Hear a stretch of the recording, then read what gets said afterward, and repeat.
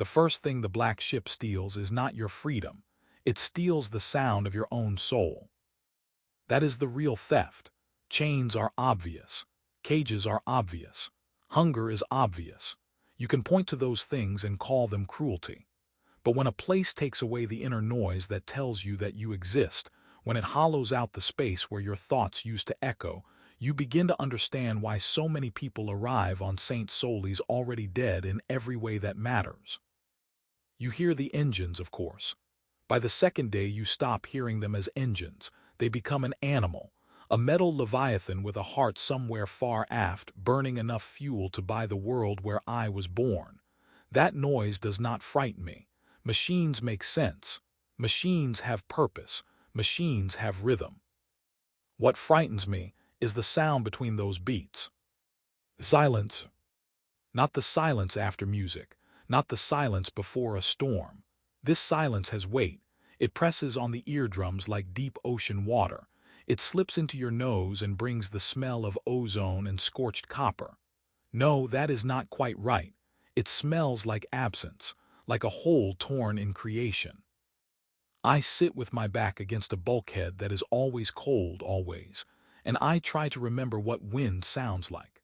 I try to remember laughter, real laughter, not the wet hysterical cackle the old man in cell 119 made yesterday before the servitors dragged him away for rendering and stripped his number from the door as if he had never existed at all. I try to remember, but the silence in my head keeps rubbing things out. Memory after memory, as calmly as an eraser wearing down a page. Then they come. My body knows before my mind does.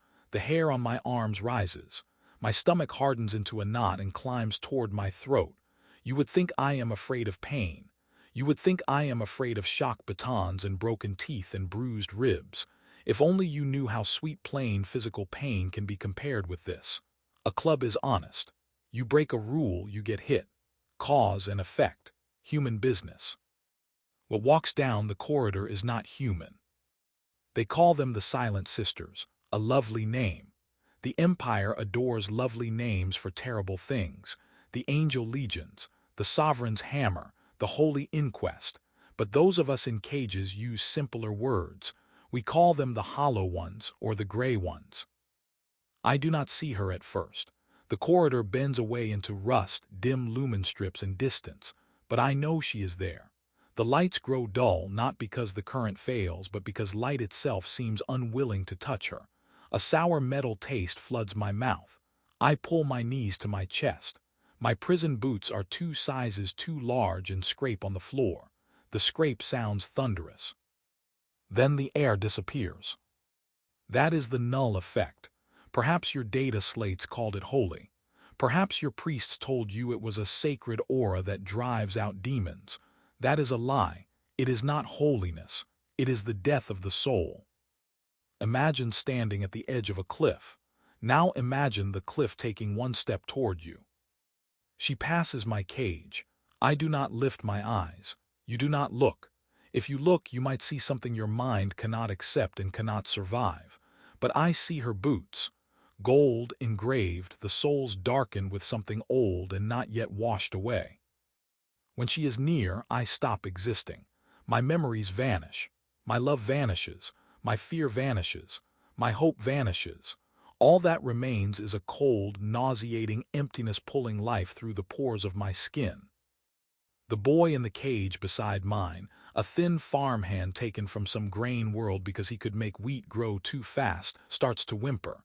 He scratches the floor with broken nails. He is a psyker. We all are. We are tied to the warp, to that boiling ocean of feeling. She is a dam, a concrete wall, and we break against her. The boots stop in front of me. My heart misses 1 beat, then another. The third takes so long I think it is over. Has she stopped for me? Can she feel fear? No, she feels nothing. To her I am not a person. I am not even an animal. I am a leaking canister of poison that has to be moved from one sanctioned place to another. I see the edge of her cloak. It does not stir, though the vent system howls through this deck. Around her, the world holds its breath. If she opens my cage, if she steps inside, I know what will happen. I saw it 3 sleep cycles ago. The man in cell 108 tried to speak to one of them. He only asked for water. She did not strike him. She merely looked at him. He fell, foaming at the mouth, eyes rolled white. His soul folded in on itself and died of terror before his body understood what had happened. But the golden boots move on. One step, then another. The invisible hand around my throat loosens. She goes. The light turns yellow again, dirty and beloved. Air crashes into my lungs and I fold in half coughing. Something drips from my nose. I wipe it away and my fingers come back dark. That is normal here. When the silent sisters pass, capillaries burst. All of us bleed. It is our small tax before the larger payment. I let my head rest against the steel and touch the collar around my neck. There it is, my faithful companion, an Aegis-class psi-suppressor. A heavy band of dull metal hugging my throat. It is warm. It drinks my heat and my pulse. Sometimes it hums softly, like a fly tangled in a web. Do you know what it really does? When I was a child, they told us such collars were for sinners so they would not hear the whisper of devils. The truth is simpler. It makes me blind. Imagine you still have eyes, but someone has lowered a welded bucket over your head. You remember color. You remember sunlight, shadows, faces. You know the world is still there, you just cannot reach it. That is what the warp feels like now. Before the collar, I felt everything. I felt the mood of a person before they opened a door. I felt when an elevator cable would snap a second before it did. I dreamed things that came true a week later. It frightened me, but it was mine. It was part of me, like a hand or a lung. The collar cut that away without anesthetic. I still feel the phantom pain. Where the world used to be, there is only an itching emptiness. When I push at that wall with my mind, the collar warns me with a sting. Push harder, and it will dump enough current into my spine to turn memory into soup. Merciful engineering. It keeps me from becoming a demon. It keeps the cargo fresh. Spoiled goods are worth nothing, and I am goods now. Freight, stock. Look at the ink above the vein in my wrist, still fresh. The scab has not fallen off yet. Lesser grade, standard priority. Destination, St. Solis. St. Solis, the throne world. Billions spend their whole lives praying for one glimpse of the palace spires. Pilgrims crawl across half the galaxy to reach its orbit. They give away every coin. They sell their children. They trade their bones for passage in the hold of a freighter. And I am going there for free, first class, state-sponsored. There is the joke. They tell us it is an honor. They call us chosen. The priests who come by once per shift to toss us compressed protein bricks say, rejoice, you will become part of his light. They smile when they say it, but fear flickers in their eyes. They throw the food from a distance, as though corruption might jump from us into them. They know the truth. We know it too. There is no honor. There is only the furnace. The golden throne is hungry. It eats souls by the thousand every day. We are firewood being hauled to the blaze. I will not see the palace spires. I will not see the sky above St. Solis. All I will see is the chamber of the beacon and the face of the one who will pit my soul like a cherry stone. I do not know whether we are rising from the warp or sinking deeper into it. There are no windows here. Time does not exist. Clocks mean nothing aboard a ship built to carry human offerings. Hunger replaces hours. Fatigue replaces dates. The only calendar that matters is how many people are still alive in the cells around you when the next meal slot opens. How long have I been aboard? A week? A month? Longer? I try to count sleep cycles, but sleep is not rest. It is only a fall into another darkness where the collar cannot save me from dreams. So I try not to sleep. I try to remember. While I remember who I am alive. While I remember my name, they have not fully won. My name is. My tongue will not shape it. Strange. I remember my mother's face. I remember the crack in the ceiling above my bunk. I remember the taste of synthetic ramen on Fridays, but my name slips away like soap in a shower. The code on my wrist says Subject 77 Beta 9. Is that my name now? No, I refuse. I will remember. I have to remember how it began, before the collar, before the darkness, before this cursed black ship became my home and my grave. To do that I have to go back, all the way back, to the day I first understood that something in the world was wrong. Or maybe something wrong was me. Close your eyes for a moment and imagine a place with a sky. Not a beautiful sky. A gray sky, a filthy sky, a poisoned sky. Imagine rain mixed with promethium. Imagine the noise of a hive city so constant that it sounded like a lullaby. That is where I was born. That is where I died for the first time. Have you ever heard a hive city breathe? It is not really a sound. It is a vibration. It climbs through the soles of your boots, up your shins, and settles in your stomach. It is the rhythm of 1,000,000 pistons, the crash of 10,000 presses, the footsteps of uncounted bodies, the heartbeat of the empire itself. My home was called Hive Ironreach, District Delta 9, a grand name for a concrete box hanging above a chasm of industrial runoff. Children there learned 3 things before anything else: how to duck a thrown tool, how to keep your ration ticket hidden, how to step over the dead and keep moving because stopping helped no one and got you beaten for obstructing the corridor. We had no windows. Windows were for the upper towers, for the families who lived high enough to see the sun. We had vent grates coated in oily black dust. If you pressed your nose to them, you could smell hot metal, promethium, old sweat, and the crowded breath of thousands of bodies stacked on top of one another. God, I miss that smell now. The air on the ship is dead. Filtered urine, antiseptic, and nothing alive inside it. Hive air was toxic, revolting, and real. It killed most of us by 40. That did not matter. It was ours. I was an ordinary boy, truly. I do not want to lie to you and make myself sound special. I was not some saintly prodigy who lifted toys from the crib. I was skinny, dirty, forever bruised, the son of an assembly worker whose whole future had been stamped out before his first breath.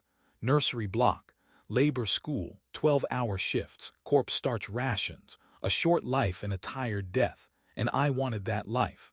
I wanted to be a bolt in the machine. I wanted to belong. The warp wanted something else. It began with little things, stupid things, the sort nobody notices until it is too late. I was maybe 7, maybe 8, playing martyr dice with the other boys near the service level, right beneath humming generators. The rules were simple. You threw cubes carved from plastic waste. High roll took the pile. We bet on nonsense, pretty bits of wire, half-eaten ration bars, nuts and screws and junk that passed for treasure. I kept winning. At first it was funny. Lucky little rat, Bren said, laughing as he slapped my shoulder hard enough to nearly knock me over. I laughed too. I scooped up my winnings and felt like a king. Then I noticed something. Before I threw the dice, I knew how they would land. It was not a voice. It was a memory from 1 second in the future, as if I had already watched the throw happen. I shook the cubes in my palm and felt a strange tingling in my fingers, as though the little blocks wanted to settle in a certain way. 6 and 3, I thought. I threw. Plastic clicked on concrete. 6 and 3. The laughter died. Bren's face changed. You are cheating, he said. I was terrified. In the lower levels, a cheating child could lose fingers and nobody would blink. Throw again, he said, and he crouched close enough to watch my hands. I did not want to win. I prayed to lose. Please, I thought, let it be a 1. Let me lose and let them leave me alone. But then that itch started in the back of my skull, as if someone inside my head were brushing the brain with a feather. The dice seemed to ask me for permission. I threw double 6s. The Emperor's eyes, the highest roll.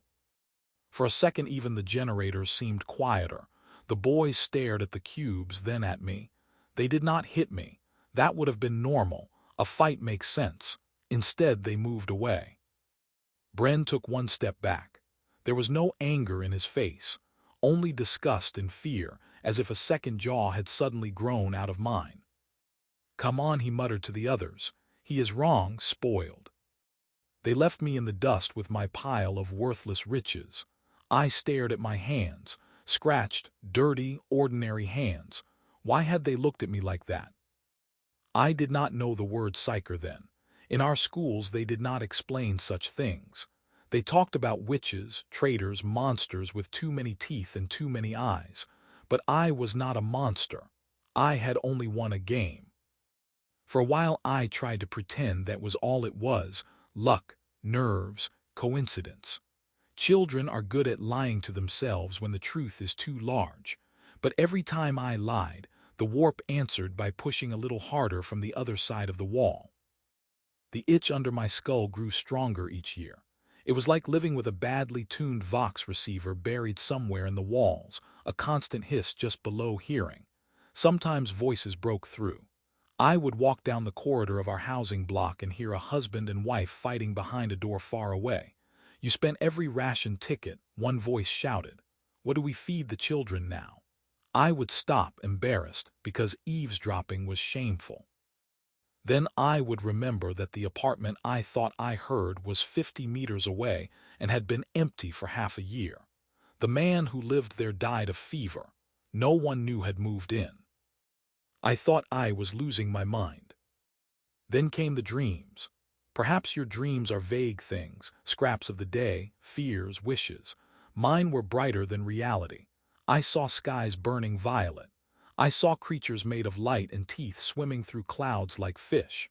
I saw a golden giant on a throne screaming in pain with no mouth to scream from.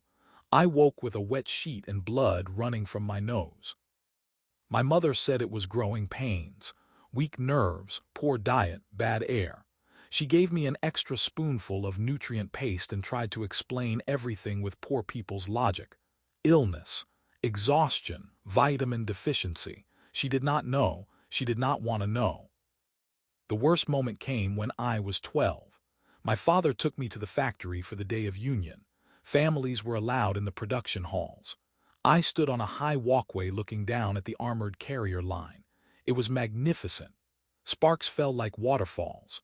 Servitors with clamp arms carried armor plates that weighed as much as houses. Red-robed machine priests moved between stations chanting binary hymns and swinging censers. I loved the rhythm of it. Slam, hiss, lock, slam, hiss, lock. Then the rhythm broke. Nobody else heard it. The priests kept chanting. The welders kept welding. But in my head something snapped like a string pulled too tight. The sound was so sharp I squeezed my eyes shut. Then came a smell: rotten meat and ozone. I looked up at the cargo crane hanging near the ceiling. It held the engine block of a battle tank, a mass of steel and ceramic so heavy that it might as well have been a fallen building. The chains looked solid. The metal shone. But I saw pain in those links. I saw hairline fractures glowing with a sick, ghostly light. I heard the chain begging. "Enough, we're tired, let go." Below the crane stood a cluster of workers. One of them was my father's friend, Uncle Marlowe. He was laughing at something on a slate. "Run," I shouted. My voice vanished in the roar of the factory. I grabbed the rail until my hands hurt. It felt as if the crane hung not from chains but from my own nerves, and they were tearing one by one. "Uncle Marlowe, run!" I screamed so hard I tore my throat. My father jerked me by the arm and snarled at me to be quiet. Then the chain broke. The sound was like the hive itself splitting open. The engine fell, 30 tons of death. Dust and red mist burst upward where men had stood a heartbeat earlier. Uncle Marlowe and 3 others simply ceased to exist as people. There was only ruin and meat. The servitors froze. The line halted.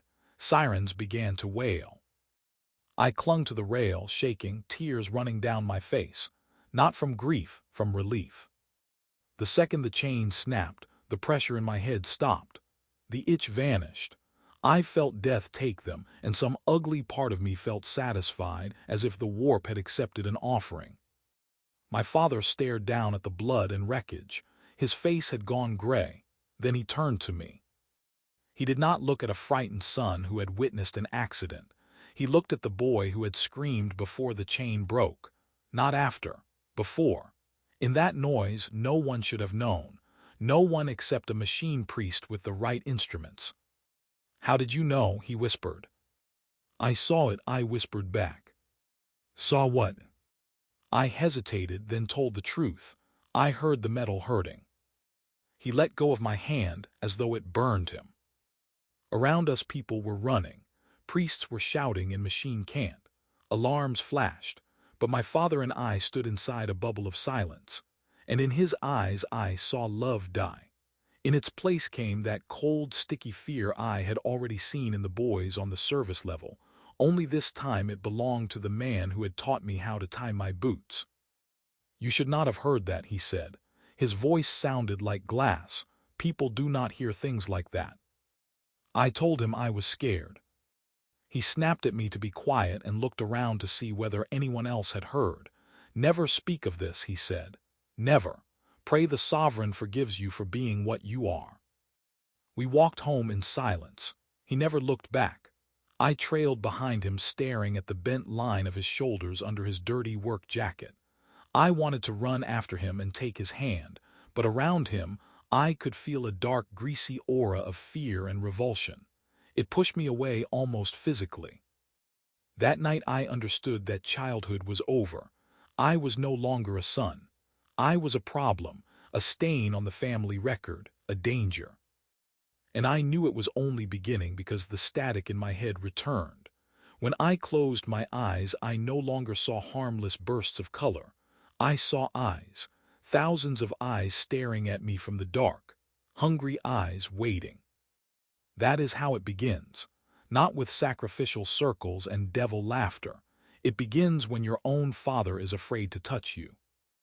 My father's fear was only half of it. His was cold and distant. He simply stopped speaking to me.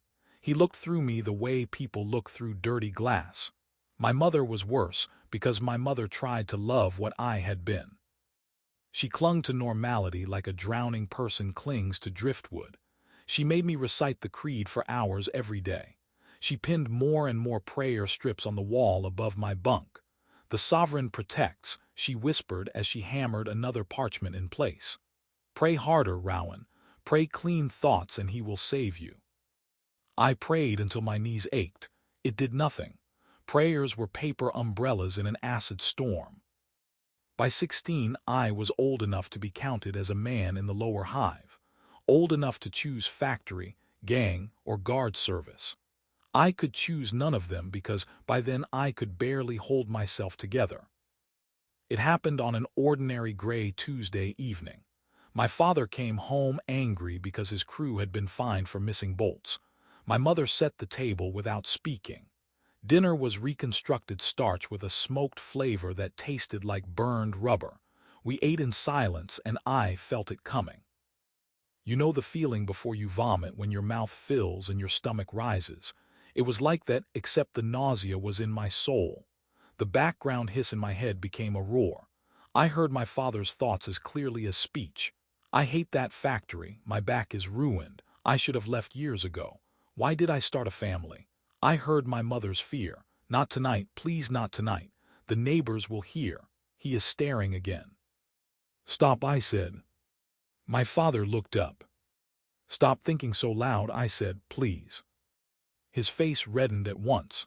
"I did not say a word, whelp," he snapped. "But you did, inside, you are shouting." Pain drove through my skull. A hot nail hammered into the brain. I grabbed my temples. "Shut up, all of you, please just shut up." Then it happened, not by choice. I swear to the throne I did not want it. It was like a sneeze after holding it back too long. A spasm, a release. The lamp above the table exploded. Glass rained into our bowls. The room fell dark, but not entirely dark, because my hands were shedding violet sparks. The air turned freezing cold. Frost bloomed across the walls. My mother whispered for the sovereign to save us. My father pressed himself into the chair and snatched up the dull table knife. A pathetic weapon, but he pointed it at me like I was already something that needed putting down.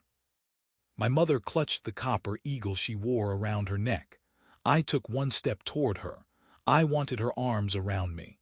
I wanted her to say it was a sickness, that we could cure it, that I was still hers. I was 16, but in that moment I was 3. "Mom," I said, "it hurts, help me." She held out one hand, palm toward me, the way people stop a dog. I looked into her face, and what I saw killed me faster than any bolt round. There was no pity there, only revulsion. The look people give a roach that falls out of a bread tin. The look they give a tumor lying on a tray after surgery. In the flicker of warp lightning, I stopped being her son and became a creature. "Go," she said. The voice was hard and strange. "Get out, unclean thing." "Mom, it is me." "I do not have a son," she screamed. "My son was human." She threw the copper eagle at my face. It split the skin above my eye. Blood ran into it. I staggered back. The chair behind me launched itself into the wall. Dishes burst in the cupboard. Something vast and hungry scraped at the barrier of reality, trying to come through me like a hand through an open doorway. "Out," my father shouted, waving the knife. I turned and ran. Whether I broke the door with my shoulder or with telekinesis, I do not know. I sprinted down the corridor, leaving a trail of frost and flickering lamps behind me. Neighbors opened their doors, and I heard their thoughts: curiosity, horror, the warm thrill of scandal. I ran downward into maintenance shafts, into darkness, into the places where rats and mutants lived, because now I was one of them. I was not crying from fear. I was crying because I understood. They would not chase me. They would not look for me to bring me home. By then my mother was already reaching for the Vox unit, dialing the number every loyal citizen knew by heart, the number for local judges, patrols, or worse. She would hand me over to save her own soul. Sitting in the black ship's hold now, I think she was right. I lasted 3 days on my own. 3. I hid in an old pump collector on a forgotten level far below the service rails. It smelled of chemical runoff and rot, but the pipes kept it warm. I drank condensation from the walls. I caught bugs and swallowed them without chewing. I thought I had disappeared. Naive fool. A psyker does not hide. We are beacons. In the warp, an ordinary man is a candle seen through fog. I was a torch thrown into a fuel drum. Even half-starved, I could feel them coming, not footsteps, not voices, order, cold order, emotionless intent. Hunters. I wanted to run, but my legs barely worked. Whatever had erupted in the kitchen had burned me hollow. I was an empty shell. "They are here," I whispered to the dark. The flash grenade came first. Standard judge work. The blast threw me into a pipe. The world broke into bright fragments. I tried to stand, tried to raise my hands to surrender or defend myself. I do not even know. My muscles had turned to water. They came through the smoke like giants in black carapace armor, green visors blank as machine eyes. No shouting. No speeches about law. It did not feel like an arrest. It felt like decontamination. The first blow landed under my ribs. Shock maul. White fire raced through every nerve. I folded onto the filthy floor and forgot how to breathe. A voice grated through a helm speaker. Target located. Threat level orange. Someone grabbed my hair and jerked my head back, so I had to look at my own face reflected in polished black metal. Blood, tears, snot, terror. "Please," I croaked. "I did not mean." "Silence, witch," the judge said. Then he did the worst thing of all. He took out the collar. The metal gleamed dully in the service lights. Some instinct deeper than thought made me lash out with my mind. Nothing happened. The band clicked shut around my throat and the world died. I could still see walls and armored boots, but the world was gone. The sense of space behind me. Gone. The pressure of other people's feelings. Gone. The whispers. Gone. And with them went color, flavor, joy, hope. Only flat gray silence remained, as if I had been buried alive in a lead coffin. My soul hammered against the inside of my skull looking for a door and found only cold steel. They had not killed me. They had amputated the central part of me and left the rest walking. I screamed. I do not know whether any sound came out. A boot drove into my side. On your feet, transport is waiting. They dragged me through the corridors. Outside, if you can call any lower Hive level outside, an armored carrier painted in inquest colors sat with its rear ramp open. A crowd had gathered behind barricades.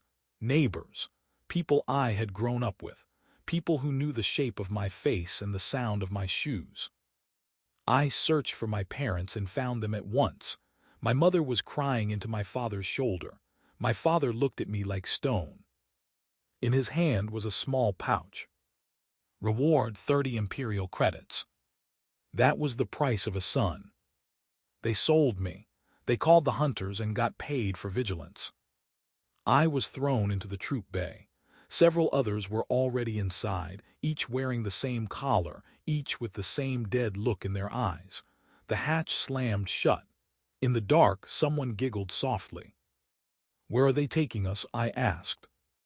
The answer came from a corner, a voice like sand dragged across glass. "You know where, can you not feel it? The sky has opened. The black ship has come. We are going to feed God." The transport growled into motion.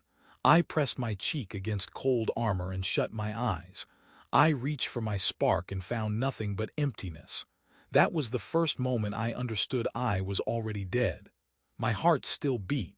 My lungs still worked. But my life ended when my mother took those 30 credits. After that I was cargo, property, fuel. They hauled us upward through the Hive toward the spires and the starport, toward the huge shadow hanging over the city and blotting out what little sky we had. We ended up in what the guards called the collection sector. We called it the sump. Do you know what hell looks like? Not boiling pits, waiting. Picture an aircraft hangar the size of a city block. Concrete floor, cold, tacky with filth. Air thick with unwashed bodies, fear and cheap disinfectant poured over everything in a losing war against both. They unloaded us in batches like livestock. Face the wall, move, faster, rifle butts, barking mastiffs. Once my eyes adjusted, I saw us. I had thought I was alone. That was the worst mistake. There were thousands. A rich old clerk in torn formal clothes sat in his own urine drawing equations in the dirt with one finger and muttering that the stars had been moved. A little girl no more than 5 smiled at empty air while clutching a headless doll. Her eyes were fully black, guard deserters with ripped insignia, gang killers from the lower coils, noble women trying to hold on to dignity while sitting on filthy concrete. The warp does not care whether you are rich or poor, loyal or faithless. It blooms in whoever it wishes, like mold on bread. There was even a woman in a pilgrim's robe still clutching a prayer book so hard that the leather had torn through her palms. She was whispering litanies through cracked lips. Beside her sat a tattooed killer from the Sump gangs, and he kept leaning away from her as if devotion might be more contagious than madness. That was the first time I understood that fear levels everyone. In the collection sector, there were no castes left. Only the waiting and the smell. I found a place near a wall, away from the center where men were already fighting over ration scraps. Beside me sat a boy about my age, bald and thin enough to look carved from bone. His head twitched constantly, and the chain attached to his collar gave a tiny clink each time. "New," he said. It was not a question. "Yes," I said. He laughed wetly. "Local, homegrown. Did your mommy cry when they took you?" "Shut up," I said. "Mine did not," he said, staring at the ceiling. "Mine called the judges herself. Said I could sour milk by looking at it. Stupid woman. I could have burned the whole city if I wanted. I saw the fire, such pretty violet fire." Then his face cramped. The indicator on his collar flashed red. "They let me see it," he whispered. "They locked it inside. It is hot. God, it is so hot." I edged away from him. Some of us were already cracked open, minds split by what they had seen on the other side. They whispered prophecies. They screamed in languages that should not exist. Others knelt in circles and prayed in a soft, steady murmur. The sovereign protects. The sovereign preserves. We are his servants. We are his shield. I wanted to tell them, what shield are you talking about? You are feed and he hates you. But I said nothing because hope still glowed in their eyes, ridiculous, blind, fanatical hope. They believed this was a test, that if they suffered hard enough they would be forgiven. The Empire does not forgive, it recycles. We spent 2 days in that hangar. Compressed algae bricks were dropped from catwalks onto the floor, and people fought for them like rats. I watched an ex-aristocrat chew a gang killer's fingers for a bite of protein. Guards laughed and placed bets. In 48 hours, we stopped being people and became biomass. On the 3rd day, the hangar doors opened with a roar like an explosion. Searchlights flooded the room. Loudspeakers barked the order to stand, move, keep moving, resistance punished by death, lagging punished by death. The crowd swayed and then surged. For one terrible second, nobody moved fast enough for the guards, and the whips came out. Blue arcs flashed. One old man went down screaming and vanished under boots before the scream was done. After that, the lesson settled into all of us at once. Motion became obedience. Obedience became survival.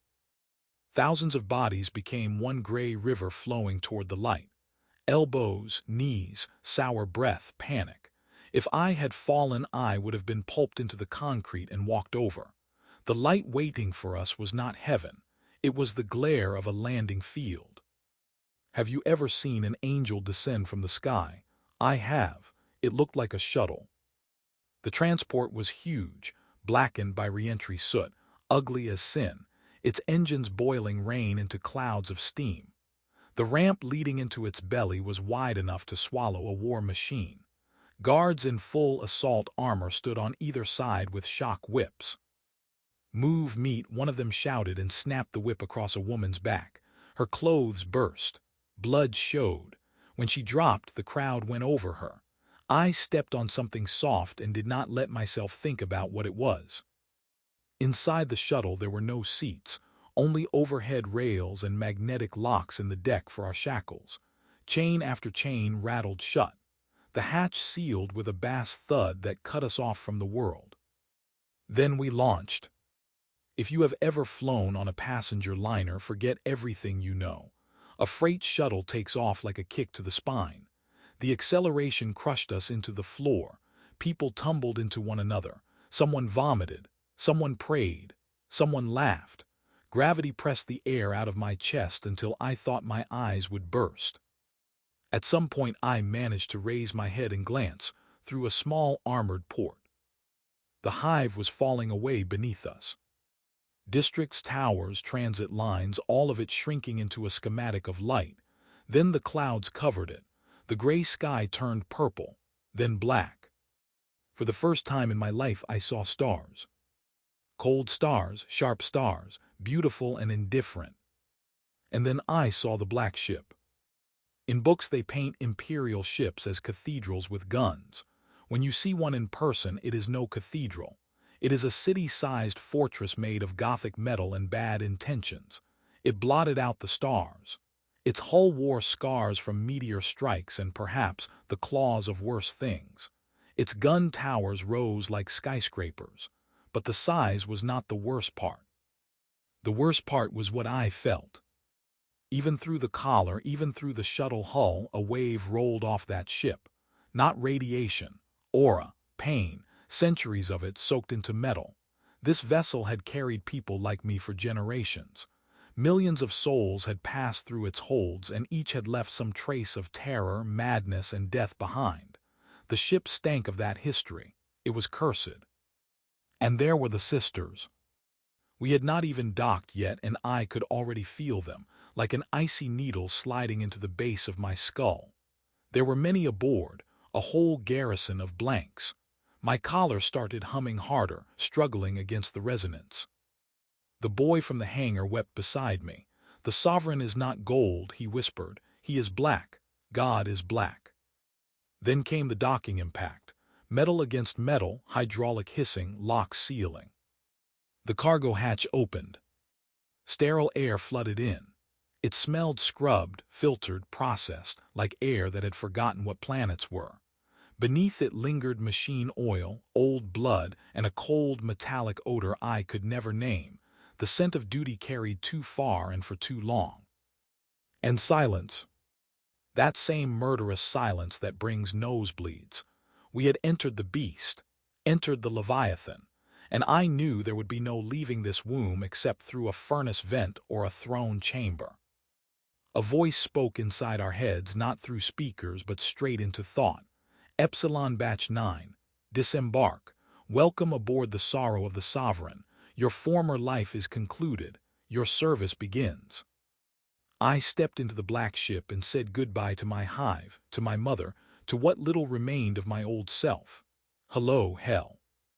The hardest part of void travel is not dark or cold. It is dreams, especially when the ship enters the immaterium. No one announces it. No captain politely tells the passengers to secure themselves. You simply know. The taste in your mouth changes. Iron gives way to sour milk and ash. Gravity disappears for an instant and your stomach rises, then returns twice as heavy. Then the field starts singing. The void shield is a thin skin of reality holding chaos at bay. To ordinary people it is a headache. To us in cages it feels like being shoved headfirst inside a bell and struck with a hammer. The collar burns at the neck trying to suppress what leaks through.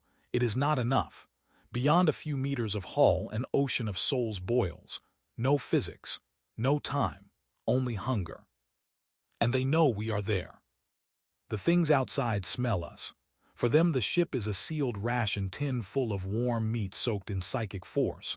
They scratch at the hull, I swear it. I do not hear it with ears, I hear it with skin. Scrape, scrape, scrape, claws and whispers. Open, let us in. We will show you eternity. We will give you power. Panic sweeps the hold every time we jump. Someone howls.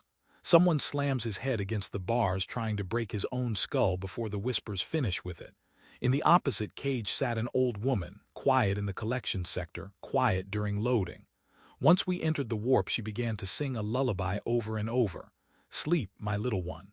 Sleep, my sweet one. The sovereign watches from the cradle. Her voice climbed higher and higher until it became a shriek. She clawed her own face. Then she tore out her eyes because, as she screamed, the shadows in the corners were looking at her. I curled on my bunk, biting my fist to stop from screaming with her. I built a wall inside my mind. I am stone. I am brick. I have no ears. I have no soul. But the whisper seeped through the cracks like water. You want to take off the collar, little one. Do it. We will give you power. You can punish them all. Punish your mother too. No, I whispered. The sovereign protects. The sovereign is a corpse, the voice laughed. He rots. We are the living ones. We endure. Then the sister arrived. They never run. They never need to. She entered the compartment and the warp fell silent. Every voice cut off as though a cable had been severed. Along with the voices went the air. She walked to the old woman's cage. The woman was still shrieking, blood all over her face. The sister did not open the door. She simply raised her weapon. A flamer. A short burst. Burning fuel washed through the bars. The shriek ended. The hold filled with the smell of seared meat. We all lay still and breathed that smoke, breathing in the shape of our future. Do you know what I thought then? Not pity, not horror. Only thank the throne that it was not me. That is what the black ship does. It makes you grateful for someone else's death because their death buys you one more day. Routine aboard was simple. That was another cruelty. Anything repeated long enough becomes normal, even when it should break the human mind. Once a day a slot opened and a tray slid through. Corpse starch molded into a gray block and a mug of warm, rusty water. The toilet was a hole in the floor. No flush. The smell became part of you. The lights never fully went out. They only dimmed a little during the night shift, enough to remind us that darkness was a privilege we had not earned. Sometimes we were marched naked to the showers under shotgun muzzles. The water was ice cold and hard enough to bruise. No soap, only disinfectant that made the skin sting. In those showers I saw what the voyage was doing to us. Ribs like cage bars beneath skin, welts from beatings, sores from collars, eyes too bright or else completely empty. We stopped talking much, speaking earned shocks, so we learned the language of glances and silence. Wait, endure, do not break before the person next to you. Some days I watched the sisters walk the corridors and wondered if they were even alive in the same way we were. The world seemed to flatten around them. Reality stiffened. Hope curled up and died before they took 3 steps. Time lost all shape in the warp. Sometimes it felt like I had been in that cage for 100 years, sometimes like a single hour. Then, one day, the engine tone changed. The vibration became steadier, heavier. We had dropped back into real space. The voices stopped. The silence left behind was almost worse. No whisper, no scratching, only my own hollow self and the overseer's command pushed into our minds. Arrival in the Solis system. Prepare for sorting. Epsilon sector. Disembark. Holy Solis, throne world. I expected awe. I felt nausea. They did not take us to another hangar. They marched us into a medical wing. White corridors. Banners bearing the symbol of the Telepathica. Another line. Another endless line of filthy shaking bodies waiting in front of tall double doors. Every few minutes the doors opened. Some people walked out with fresh red brands on their foreheads. Others were wheeled out unconscious. When my turn came, a servitor with a manipulator arm shoved me inside. The room smelled of alcohol and ozone. A man sat at a desk in the center. Ordinary height, maybe 50. Bald scholar robes, except where his eyes should have been there were dark hollows stitched shut with coarse thread. A sole speaker, a sanctioned psyker, a servant who had survived training and been reshaped into something useful. He saw me more clearly than any sighted man ever had. Sit, he said, the words entering my skull without crossing the air. I sat. Metal clamps locked my wrists and skull in place. Name. Subject 77, Beta 9, I rasped. The name given at birth, he said. I hesitated, because I had almost forgotten it already. Rowan, I whispered. Good, let us see what remains of Rowan.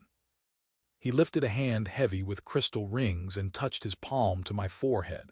There was no pain at first, only the sensation of an icy spoon stirring my thoughts. He leafed through my mind like a file. Martyr dice, weak telekinesis, latent. The factory, unstable precognition, delta level. The kitchen, exploding glass, my mother's face. There he lingered. I felt his reaction, not pity but professional dislike, uncontrolled discharge, emotional volatility, undesirable. Please, I whispered, I can learn, I can serve, I can be useful. He removed his hand. Then the pain came, a migraine so intense I nearly blacked out. Blood poured from my nose onto the white fabric of my robe. He made notes on a slate while I watched him with the hope of a man staring at a noose. There are 3 paths, he said. First, sanctioning. You become a psyker in state service, a weapon with a rank and a chain of command. It is hell, but you live. Second, soul speech. We blind you, bind your soul to the sovereign, and you become a living transmitter, difficult but honored. While he spoke, I could feel that he had delivered this explanation thousands of times, the same tone, the same measured calm, the same distance. For him, these were categories on a chart. For me, they were futures closing one by one. He paused. Third. He sighed. Your strength is borderline, too weak for a battle psyker, too unstable for a speaker. Your mind is a cracked cup, Rowan. Pour the sovereign's force into it and it shatters. He stamped the file and read. Unfit for training. I felt something inside me drop away. Does that mean you kill me? I asked. Killing a psyker is wasteful, he said. Your soul has value, energetic value. He pressed a button on the desk. Material category. Destination the beacon. Choir allocation. I knew what the beacon was. I just did not want to believe it. You will become part of the light, boy, he said. You will burn so ships may find their way through the dark. This is considered a great honor." After that they moved us quickly. St. Solis smelled of incense first, thick and sweet, burned by the ton in censers the size of homes. Under that perfume was another smell. Old dust, worn stone, sweat, blood, despair. The smell of an enormous tomb inhabited by trillions. Those marked as material were split from the others. I saw a few of the stronger ones taken a different way, toward training halls and sanctums where they might be broken and rebuilt into servants with titles. Some looked relieved. Some looked doomed. One girl no older than 14 laughed when they took her name and assigned her to sanctioning, laughed until 2 attendants sedated her and carried her out. We were not allowed to set foot on the holy ground. They loaded us onto grav platforms in chains and floated us above the streets. I looked down and saw lines. Endless lines. Pilgrim lines twisting like pale snakes, ragged people carrying candles, standing for years just to move a few meters closer to the palace. Children were born in those lines. Old men died in them. Cleaning servitors dragged the bodies aside and the next worshipper stepped into place. Ahead of us rose the palace. You cannot imagine its scale unless you are beneath it. Not a building, a mountain range hammered from gold and adamant. Its peaks pierced the cloud layer. Its walls vanished past the horizon.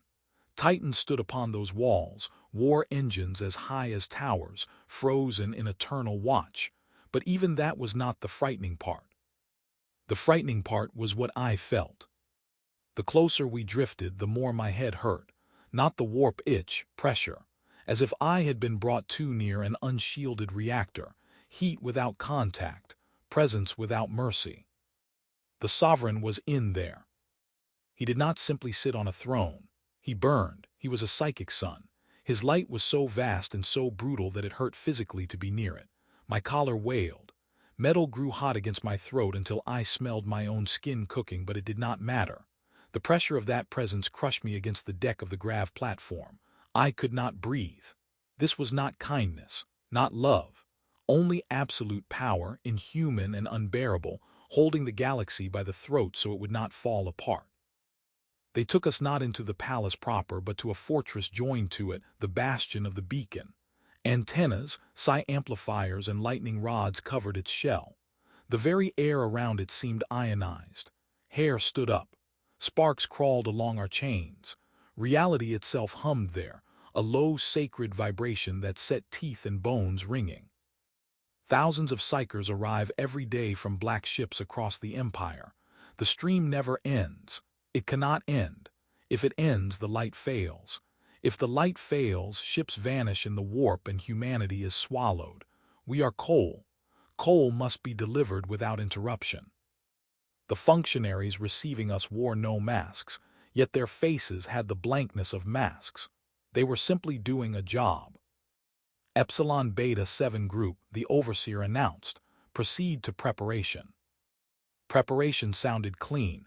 Merciful, it was neither. They washed us again, shaved every hair from our heads and bodies, gave us rough white robes that looked too much like burial cloth. In the medical chamber they installed ports in our veins, our necks, our spines. Metal sockets driven in with no anesthesia. The needles bit deep enough to scrape bone. I did not scream. I had run out of screams. On the wall opposite my chair hung a poster. Life is a coin. Spend it wisely. Spend it on him.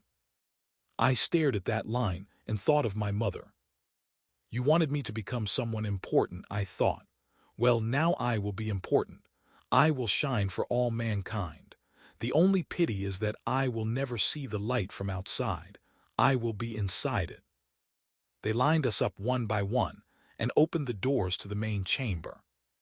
Heat hit first, then light, not electric light, psychic light, white and total, sharp enough to flay the eyes. It poured through my skull and down my spine, turning bone into tuning forks.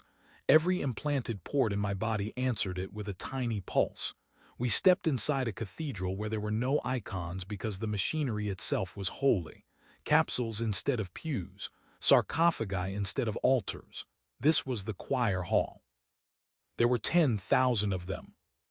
The sound in that chamber was not loud in the ordinary sense. It was a layered murmur, breath, prayer, current, machine cycling, and underneath it all a single impossible note held so long that the mind stopped hearing it and the bones began to. I felt that note in my teeth, my knees, the ports in my neck. 10,000 psychers seated in niches and pods, all linked into the same devouring system. I walked along a narrow bridge toward my assigned slot and looked at those already connected. It was horrible. Near the front sat the newest arrivals, bodies still full of life, eyes wide with terror. Farther on were those who had been there a week, cheeks hollow, skin turning gray, veins swollen from stimulants and drugs. Farther still, a month perhaps, there was almost no flesh left, only skeletons covered in parchment skin, mouths open in soundless screams, eye sockets burned black. At the very end lay husks, dry shells sucked empty. Servitors unplugged their cables, pulled out the tubes, and tipped the remains into a recycler. One more place opened for someone like me. My niche was 4090, Alpha Row. I sat in the chair. It was cold for a second, then warm where my body touched it. A tech priest approached, faceless behind a nest of lenses, and connected the cables one by one. Wrists, throat, spine, system active, stimulant introduction, choir synchronization. Cold came first, medicine freezing fear and pain and leaving the mind clear as glass. Then they removed the collar. For the first time in months I was free. It was the worst freedom I had ever known. The moment the collar opened, the light hit me, not as a gentle hand, as an ocean, a vast intelligent pressure pouring through the crack of my tiny soul. I felt the sovereign's mind at an impossible distance, engaged in some titanic struggle within the warp, yet his will moved through us, through me, using us as a lens. Sing! The command sounded in every cell of my body. So I sang. Not with my mouth, with my mind. I gave everything, every shred of force. I pushed it out into the current, joining 10,000 others. Yes, it hurt. It felt like being skinned layer by layer from the inside. I felt memory catch fire. There went my father's face, gone. I could no longer picture him. There went the name of my first friend. There went my anger at my mother. One by one, the things that made me myself burned up and turned into fuel. I looked at my hands and watched the skin gray. The process had started. I was aging a year with every minute. And yet, strangely, along with the pain came peace. I was no longer Rowan the outcast, no longer the lower Hive freak, no longer the son sold for 30 credits. I was part of something immense. I saw the light itself, a blade thrust through the dark sea of the warp. I saw ships, giant cruisers, tiny traders, lost hulls trembling in madness. Their navigators saw us. They saw the beacon. Look, I wanted to cry. Look, it is me. I am burning for you. Come to my light and you will live. My heartbeat slowed. Thud, pause, thud. Somewhere very far away, servitors were already waiting for the bodies that would fail in the next hour and the hour after that, and every hour after until new black ships arrived to feed the empty places. I should have hated that thought. Instead, it seemed natural, almost peaceful. The machine would continue. The light would continue. The empire would continue. Suffering had become architecture. My soul thinned, spreading out until I could feel it merging with 10,000 others. We were no longer separate bodies. We were one bonfire. I began to forget my own name. Who am I? It no longer mattered. I was a spark. I was fuel. I was light. Mother, if you ever look up and see a star through the smoke, one of them is me. I do not hate you. You did what this world taught you to do. You gave me to your God, and your God accepted the gift. He is eating me, yes, but he accepted me. The light grows brighter, whiter than white. The pain is gone now. Only the song remains, and I am singing harder than all the rest. Somewhere beyond walls I will never see again, Ships are turning in the dark and setting their course by the fire made from our lives. Somewhere a navigator whispers that the path is clear. Somewhere a pilgrim falls to his knees because the beacon still burns. None of them know my name. In another minute I will not know it either. But for this last small fragment of time, before I dissolve completely, I understand what I have become. The sovereign protects, but it is us who protect him.